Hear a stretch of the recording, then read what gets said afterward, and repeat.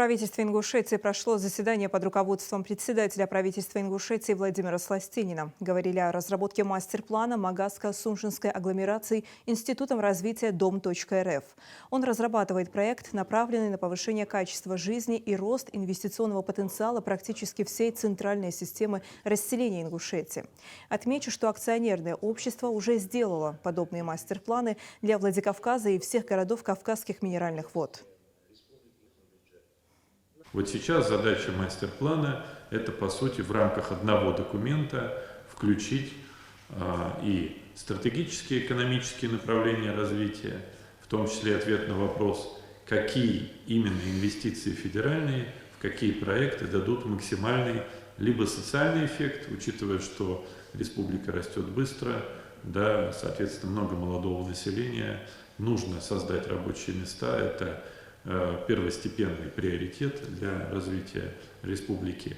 Но при этом мы понимаем отлично, что постепенно задача в том, чтобы эти инфраструктурные федеральные проекты дали уже какой-то синергетический эффект экономический, чтобы местный бизнес более активно развивался, больше платил средств в бюджет, а значит, собственно, республика могла больше позволить за счет собственных ресурсов.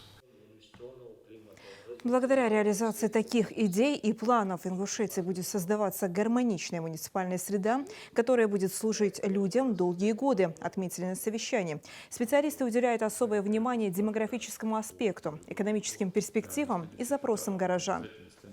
Вот мы говорим спасибо, что откликнулись сегодня специалисты как раз с фонда Дом.РФ, которые помогут нам сделать вот этот мастер-план, за которым идет и дальнейшее развитие в целом всей и системы строительства, и законодательных вещей.